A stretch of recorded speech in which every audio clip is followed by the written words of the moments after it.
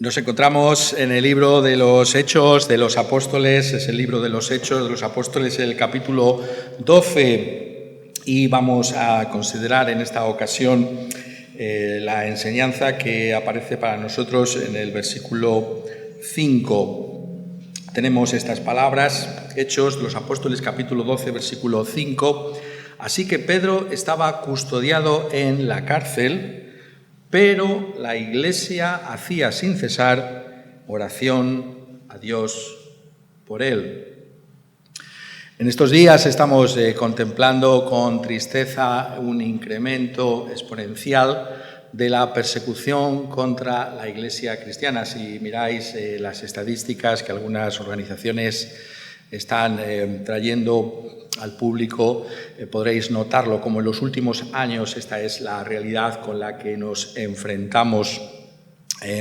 Son muchas las causas de esa persecución, pero últimamente tiene que ver con ese nacionalismo exacerbado que se contempla en tantos y tantos lugares de la tierra, que hace que muchas naciones consideren que la preservación de su identidad tiene que ver también con una religión en particular. Y ese fenómeno de ese nacionalismo, que de una manera u otra afecta a todo el mundo, tiene en esos lugares particulares pues ese componente de terrible persecución contra aquellos que son percibidos como que no forman parte de la identidad cultural de esas naciones. Por tanto, es un fenómeno difícil de erradicar desde un punto de vista humano y sabemos que son, por tanto, los mismos gobiernos los que han incrementado esa persecución. Hay una presión sobre las iglesias que viene de los mismos gobiernos autoritarios, aunque también sabemos que el mundo es tan grande que no solamente son los gobiernos, sino que hay también grupos sociales en lugares en los que de una manera muy particular están persiguiendo también a los cristianos, aunque los gobiernos quizás no sean tan conscientes de lo que está pasando en todo su territorio. Incluso sabemos que existen personas individuales que persiguen a otros y cometen todo tipo de crímenes. Es muy interesante también que cuando nos hacemos eco de esta persecución pensemos que la razón por la que está aconteciendo es justamente porque la Iglesia cristiana está creciendo más que nunca. Ese aspecto hay que tenerlo también muy presente. Podemos y tenemos que desechar a la luz de las Escrituras, ¿no? A la luz precisamente del hecho de que Cristo Jesús reina, esa actitud pesimista, ¿no? que tantas veces invade a la Iglesia cristiana, lejos de ser la realidad. La persecución tiene lugar porque hay una Iglesia a la que perseguir. Y si hay una creciente persecución es porque esa iglesia también es una iglesia floreciente, una iglesia que a pesar de las dificultades se extiende por toda la tierra. Por tanto, tenemos que ver esta ecuación desde esos dos puntos de vista. No hay nunca lugar, lo repito una y otra vez desde el púlpito, desde aquí, desde este ministerio por lo menos, no hay nunca lugar para el pesimismo en la causa de Cristo Jesús. Nuestras circunstancias pueden ser complicadas, pueden ser difíciles personalmente o en algún país o en alguna circunstancia, pero nunca hay lugar para ese estado de ánimo. Siempre vivimos a la luz de las brillantes promesas de Dios el Padre a su Hijo Jesucristo. Pídeme y te daré como herencia todas las naciones de la tierra. Y por tanto, nuestra visión tiene que estar gobernada por la palabra de Dios, no por nuestras sensaciones que podamos tener de diversos tipos, sino por la fe en el testimonio que Dios da en su propia palabra. Pero el tema que nos ocupa es particularmente el de la persecución y cómo podemos afrontar esa persecución, ¿no? En lugares como los nuestros, en los que constantemente damos gracias a Dios por esa libertad religiosa de la que disfrutamos y gozamos, es muy difícil para nosotros hacernos una idea de lo que es esa violencia, esa intimidación y esas amenazas que se extienden sobre tantos y tantos hermanos en otros lugares de la tierra. Pero solamente podemos intentar verlo a la luz también de la Escritura. La palabra de Dios constantemente nos instruye sobre cualquier realidad, sobre cualquier circunstancia en la que nosotros podamos encontrarnos, ya sea personal o ya sean otros Y esto es lo que encontramos en un libro tan fascinante como es el libro de los Hechos de los Apóstoles. Este es un modelo de lo que es la expansión de aquella primitiva iglesia cristiana, pero un modelo que está vigente para nosotros. Es decir, todo lo que acontece aquí, de alguna manera, en miniatura se está reproduciendo en la historia de la iglesia cristiana. Y por tanto, lo que hace la iglesia cristiana para afrontar la persecución es también normativo para nosotros. Es decir, nosotros tenemos que hacer lo que la iglesia entonces hizo cuando fue perseguida. Y esto es lo que encontramos aquí en el libro de los Hechos de los Apóstoles. Encontramos a esta iglesia que es duramente perseguida. El capítulo 12 nos habla de la persecución bajo Herodes, pero si conocéis este libro de los Hechos de los Apóstoles sabéis que ha habido anteriormente también persecución. Incluso ese primer protomártir que es Esteban ya ha muerto a manos de otros perseguidores, pero esa persecución, por tanto, forma parte de lo que significa ser la iglesia cristiana. De alguna manera tenemos que darnos cuenta de que ser perseguidos no es algo accidental, sino que forma parte también del ADN de la misma iglesia. Podrá ser con la intensidad con la que estamos pensando en otros lugares de la tierra, puede ser otro tipo de persecución en nuestros lugares, en los que nosotros nos encontramos, en nuestras avanzadas civilizaciones occidentales, pero hay una medida de oposición a la extensión del reino de Dios en todo lugar. Y por tanto, un libro como este puede instruirnos. Y aquí tenemos esta persecución que se renueva por parte de este Herodes. Este Herodes, como sabréis alguno de vosotros, pertenece realmente a esa terrible dinastía, ¿no?, de los Herodes, Herodes el Grande. Sabéis que intentó acabar con la vida de nuestro Señor Jesucristo. Pues bien, aquí tenemos a su nieto, ¿no? Es su nieto ahora el que renueva esa persecución contra la iglesia cristiana. Qué cruel ironía nos presenta la historia. Y es este Herodes el que echa mano de algunos de la iglesia para maltratarles y mata a Jacobo. Este Jacobo es un apóstol, es el apóstol Santiago, que pereció entonces en esa persecución. Y esto es algo muy, muy interesante, ¿no?, ver cómo la iglesia está compuesta también por personas que han de ser mártires. Santiago es el primer apóstol mártir y muere bajo la espada de este rey Herodes. Sabéis, es el hermano de Juan. Es otra de esas curiosidades de la historia, ¿no? Juan escribe el libro de Apocalipsis, es el último apóstol, que nos deja su legado por medio de su evangelio, por medio de sus epístolas y también el libro de Apocalipsis, pero es Jacobo, es su hermano, el primero que perece. Y viendo, como dice aquí, Herodes, que esto había agradado a los judíos, procedió también a prender al apóstol Pedro. Vemos como esos dirigentes, como estamos viendo también en nuestros días, viendo que las masas enfervorecidas están de acuerdo con lo que está pasando, pues ellos van por esa misma línea. Es curioso, ¿no? Estos descendientes de Herodes, esta familia Herodes, realmente no eran judíos totalmente, sabéis que descendían de Edom. Curiosamente, los edomitas también, que habían sido esos enemigos inveterados desde los tiempos de los patriarcas del pueblo de Dios. Era de la familia de los asmoneos y, por tanto, vemos cómo intenta congraciarse con esos judíos, quizás por una mala conciencia, no lo podemos decir a la luz de estos textos, pero sí sabemos que esa persecución es también contra otro de los apóstoles, contra Pedro. ¿Y qué es lo que el texto nos dice, no? El intento del corazón de Herodes es que Pedro perezca como lo ha hecho Jacobo. Lo que ocurre es que la fiesta de los panes sin levadura impide que esa ejecución tenga que tener lugar en esos momentos y lo interna en la cárcel con una realmente guardia excepcional. Son 4 grupos de 4 soldados cada uno los que le van a custodiar, para después, como dice aquí, de la Pascua sacarle al pueblo y darle ese fin que había tenido Jacobo. Esas son las circunstancias en las que nos encontramos aquí en este libro de los Hechos y lo que vemos es lo que hizo la Iglesia ante ese estado de cosas. Dice, versículo 5, así que Pedro estaba custodiado en la cárcel, pero la iglesia hacía sin cesar oración a Dios por él. Me gustaría llamar vuestra atención sobre esas palabras. La primera de ellas puede pasarnos desapercibida, pero es fundamental. Pero. ¿Por qué es esta palabra tan importante? Sencillamente porque la Iglesia no se conforma con el status quo. Es decir, la Iglesia no se queda igual ante la persecución.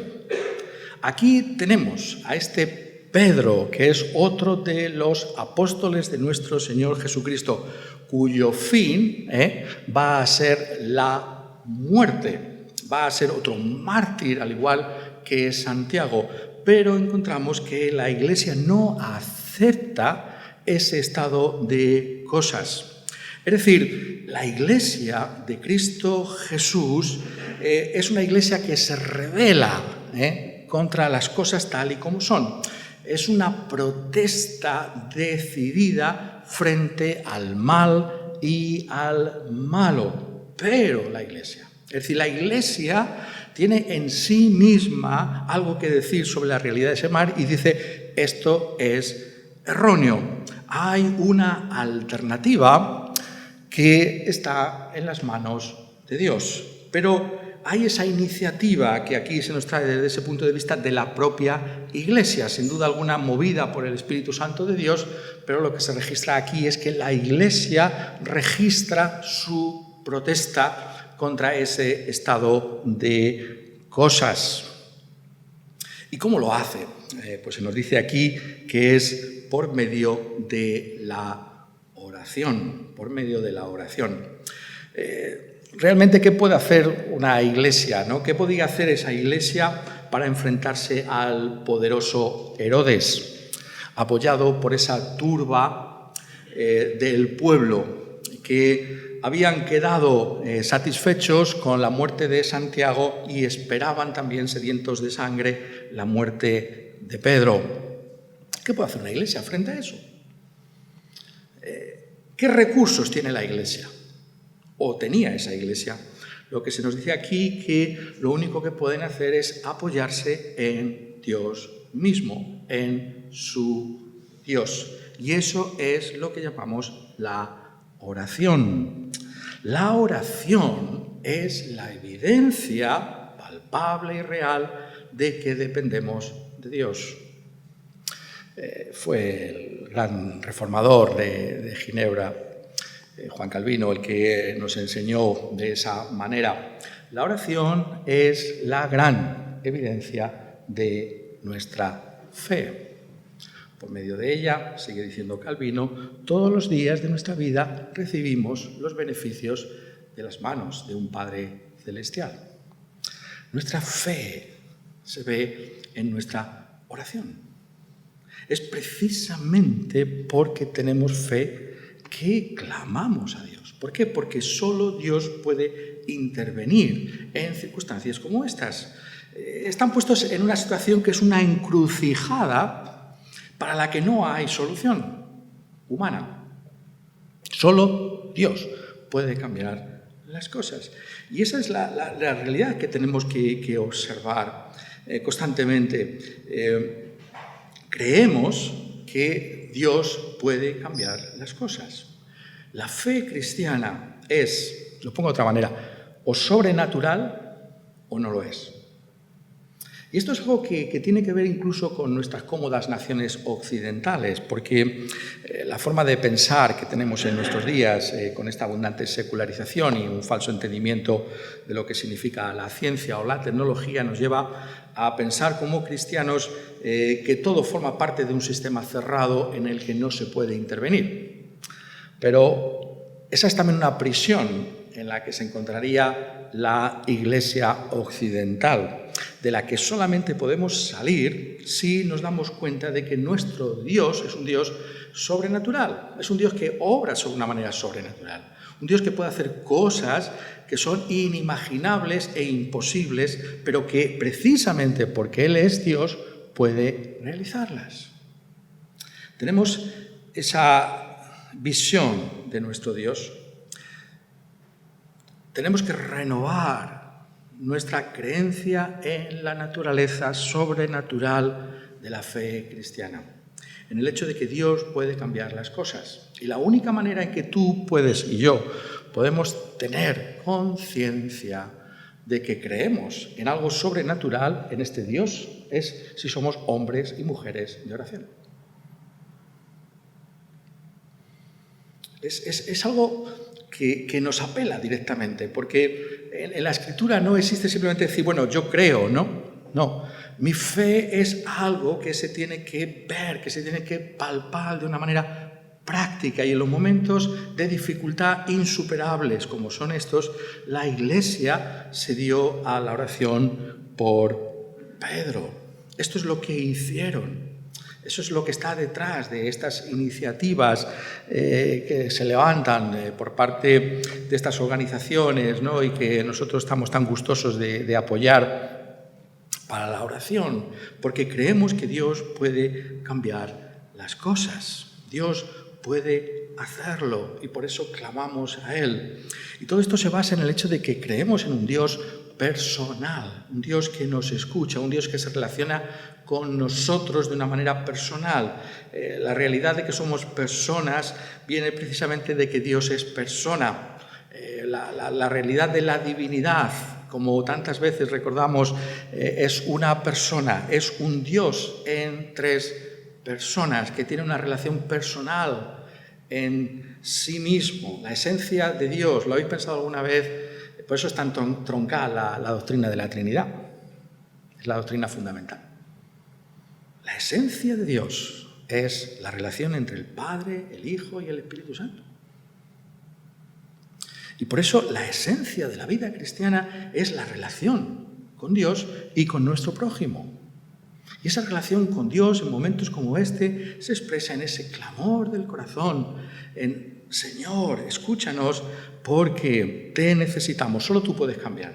Somos conscientes de esta situación. Herodes tiene todo el poder en sus manos. El pueblo está de su lado. ¿Qué puede hacer la Iglesia? Pueden clamar a Dios. Y Dios cambia las cosas, como sabemos por la conclusión de esta historia. Pero hay algo más que debemos notar. Dice que pero hacía oración, pero quien hacía la oración es la Iglesia, es la Iglesia. Notemos que no es la oración individual de cada cristiano en su propia casa a la que se está refiriendo aquí. La Iglesia se junta, es la Iglesia como un conjunto la que está clamando a Dios. Es la Iglesia. La Iglesia hacía sin cesar oración a Dios por él.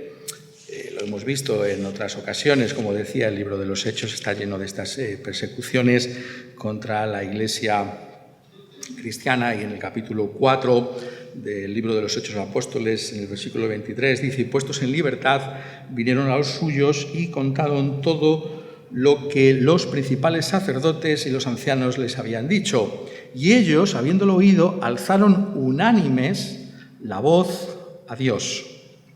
La Iglesia, al recibir a Pedro y Juan sanos y salvos, a pesar de que habían sido maltratados por las autoridades, como un solo cuerpo, claman a Dios.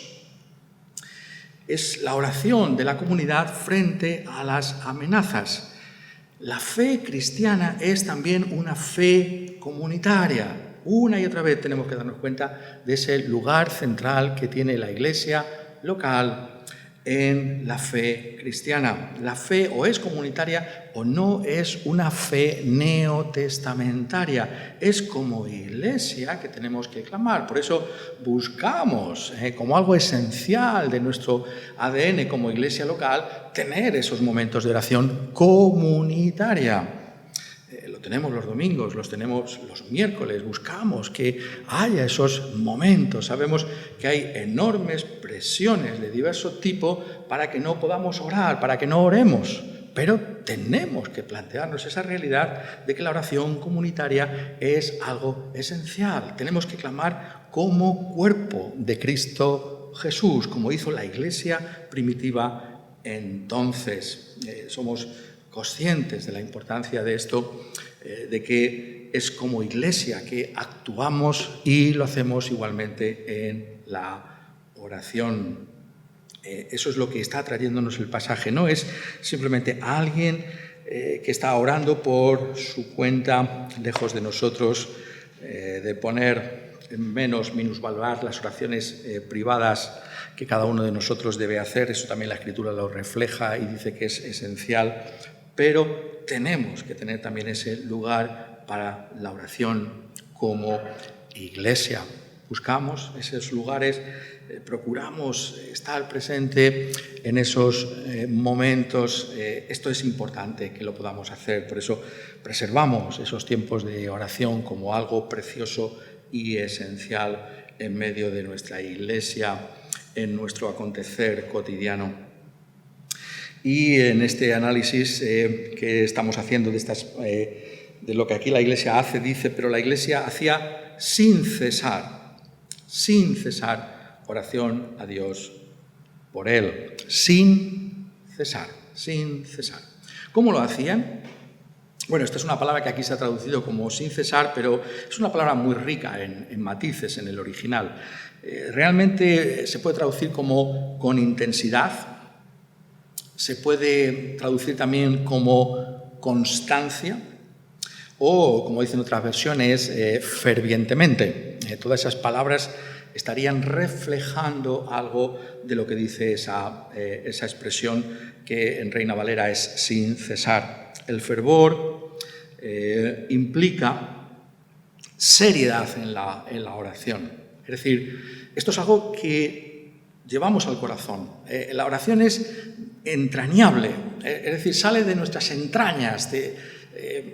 No quiere decir que cada uno de nosotros tenga que expresarse en la oración como otros pudieran hacerlo, pero aunque sea una oración sencilla, tenemos que procurar que salga del corazón. Es serio orar por estas cosas. Pedro está a punto de perder su vida y yo de corazón le pido al Señor que no sea así, que no se salga con la suya Herodes. Tenemos que darnos cuenta que es algo que pedimos desde lo más profundo de nuestro ser y tenemos que pedir al Señor que afiance esa convicción en nuestras oraciones para que nazcan de lo más profundo de nosotros.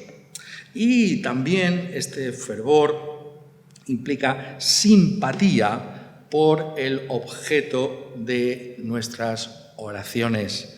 Es decir, esta Iglesia amaba a Pedro, apreciaba a Pedro y no querían perder a Pedro. Hay esa relación con este hombre y le valoran hasta el punto de clamar a Dios por su vida.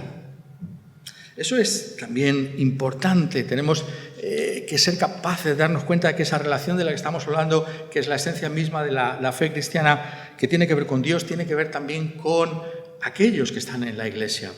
Sabemos que se nos exhorta a orar por nuestros enemigos, a orar por todos, pero en la Escritura se nos dice que hay un lugar fundamental para orar por los hermanos en la fe, por aquellos que se encuentran particularmente en situaciones terribles, como es el caso de Pedro, a punto de perder su vida. Es curioso, ¿no?, que esta palabra, como estoy diciendo, se traduce de esa manera, es tan rica en significado porque es la palabra que se usa en otros contextos en ese sentido.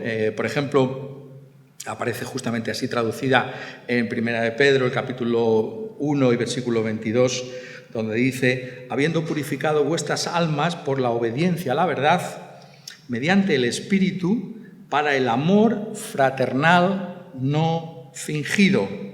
Amaos unos a otros entrañablemente de corazón puro. Esa es la palabra, entrañablemente. Una intensidad por el hermano. Hay que buscar eso.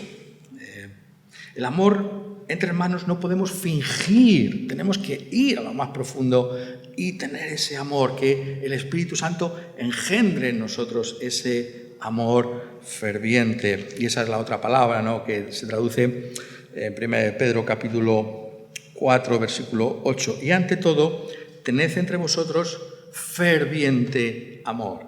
Ahí vemos el rango, ¿no?, de riqueza, de traducción que tiene la palabra, ferviente amor. Es decir, sin cesar, un amor sin cesar, un amor intenso. Ese es el reto, ¿no?, que se tiene que expresar en nuestras oraciones por los hermanos, sobre todo por aquellos que más lo necesiten. Pero esta es una palabra que cobra su mayor valor a la luz de que se emplea para referirse a las oraciones del más grande de todos, de nuestro Señor Jesucristo. Lucas 22, 44, en el huerto de Getsemaní se nos dice del Señor Jesús: y estando en agonía, oraba más intensamente. Esa es la misma palabra. Cristo oraba de esta manera. En este momento en el que es confrontado, si lo podemos decir así, con la realidad final de aceptar esta copa conforme a esa voluntad eterna que había en el corazón del Padre y en su propio corazón, de venir a este mundo para ser nuestro Salvador, en ese momento existencial, único, que le iba a llevar a la cruz. ¿Cómo lo afrontó el Señor? Oró intensamente.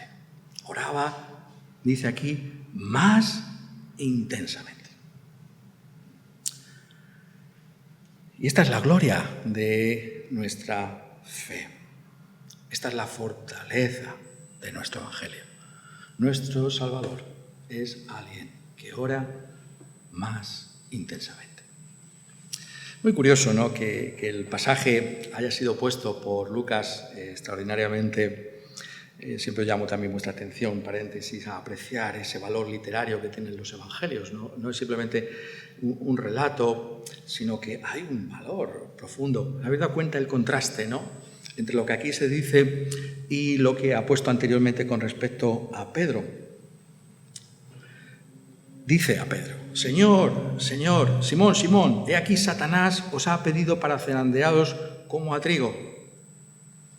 Y Pedro le dice: Señor, dispuesto estoy a ir contigo, no solo a la cárcel, sino también a la muerte. Como siempre Pedro sacándole punta al Señor Jesucristo. Siempre Pedro poniendo de alguna manera en duda lo que dice el Señor Jesucristo, matizándole de alguna manera, cuando tenía que haberse echado a temblar. ¿Cuál es la clave de este pasaje? Es lo que dice la simpatía, si lo puedo poner en esos términos, el amor de Jesús por Pedro. Pero, otra vez el pero, los peros de la Biblia son muy importantes. Pero, ¿qué hace la diferencia? Pero yo he rogado por ti, que tu fe no falte. Y tú, una vez vuelto, confirma a tus hermanos. Pero yo he rogado por ti. Lo que hace la diferencia es el pero. La oración de Cristo Jesús por Pedro. Y esa es la gloria de nuestra posición cristiana. Que sabemos que tenemos a uno que intercede por nosotros. No es ese aspecto tan extraordinario de lo que es la persona de Jesús que revela, por ejemplo, la epístola a los hebreos. ¿Qué se nos dice acerca del Señor Jesucristo? El contraste de Hebreos es siempre extraordinario con aquellos sacerdotes levíticos, ¿no?, que morían y eran sustituidos, y venga, todo este ciclo de sacerdotes, ¿no?, que no pueden seguir porque se mueren, porque desaparecen, Pero, ¿qué se nos dice de nuestro Señor Jesucristo en contraste con aquellos?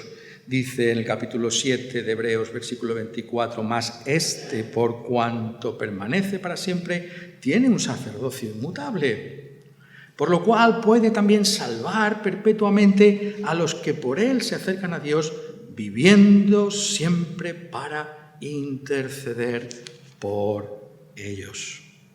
¿Te has preguntado alguna vez qué hace Cristo Jesús? En su perfecta humanidad glorificada, Dios hecho hombre intercede por nosotros. Dice también el autor de la Epístola a los Hebreos, capítulo 9, versículo 24, «Porque no entró Cristo en el santuario hecho de mano, figura del verdadero, sino en el cielo mismo, para presentarse ahora por nosotros ante Dios». Esa es la gloria de nuestra fe cristiana, los méritos de su sacrificio, la realidad de lo que implica la salvación que Él obtuvo para nosotros por medio de su vida y de su muerte, es objetivamente presentada delante del Padre y se describe aquí como una intercesión. Eso significa que en todo momento Cristo pide por nosotros, si lo podemos usar con los términos de Pedro, para que nuestra fe no falte, para que tu fe no decaiga. Esa es la fortaleza de la Iglesia cristiana. No está en nosotros. Hemos oído, podemos decir Job, ¿no? Hemos oído la fama, ¿no?, de eso de ser fuertes, pero no está en nosotros ser fuertes. Somos débiles, frágiles. La fortaleza está en Él. La fortaleza está en Cristo. Y ahí es donde nosotros descansamos. Que tu fe no falte. Él es nuestro intercesor. Y su intercesión, nuestra confianza. Así afrontamos la vida. La Iglesia ora de esa manera, se apoya porque sabe que hay otro que está orando por ella. Hay otro cuya intercesión es infalible, cumplirá con su objetivo. Cristo está rogando por nosotros para que nuestra fe no falte. La Iglesia cristiana, en cualquier dificultad en la que se pueda encontrar, puede estar persuadida de que esa oración de Cristo Jesús va a prevalecer sobre cualquier circunstancia adversa, sobre el mismo Satanás. Y ahí es donde está nuestra posición, ahí es donde está nuestra fuerza. Tenemos a uno que está intercediendo por nosotros. Eso es lo que el Señor Jesucristo rogó en su oración sacerdotal en Juan capítulo 17. Yo ruego por ellos para que todos y cada uno de ellos, todos y cada uno de los que forman parte de mi iglesia, que han sido lavados en la sangre del Cordero, en mi sangre, todos ellos, todos y cada uno de nosotros, pueda estar algún día en la presencia de Dios. Ahí es donde está nuestra confianza. Ahí es donde nosotros descansamos. Y precisamente por eso nosotros ahora somos también llamados a una vida de oración intensa, a una vida de clamor sincero, a una vida en la que podamos como iglesia derramar nuestro corazón a Dios por los que más lo necesiten, por la iglesia perseguida y por todo aquello que Dios ponga en nuestro corazón para el bien de su pueblo. Por tanto, vivimos en la atmósfera, en ese aire tan puro como ningún otro, de la intercesión. Es el aire que respira la iglesia. La oración del Señor por nosotros. Y si ese es el aire que respiramos, nosotros también tenemos que formar parte de aquellos que claman y que llenan todo con esa intercesión, con ese clamor sin cesar y constante por la iglesia. Que Él nos ayude para que podamos vivir a la luz de estas cosas, confiados en el Señor Jesucristo, aquel que ha vencido y que vence y que ora por nosotros. Amén.